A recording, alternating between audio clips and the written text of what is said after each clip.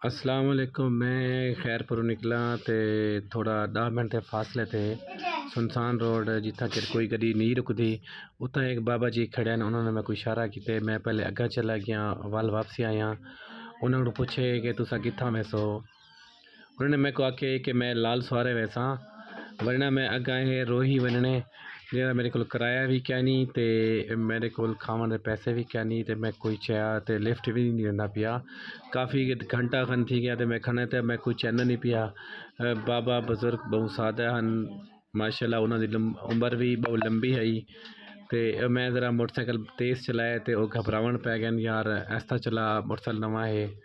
तो ये वीडियो मैं पहले अपलोड की थी फेसबुक वगैरह ते ना, वो गाइडलाइन लिखी थी आ गई तो मेरी अपलोड ना थी पे।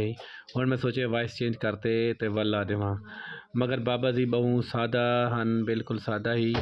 तो काफ़ी सारी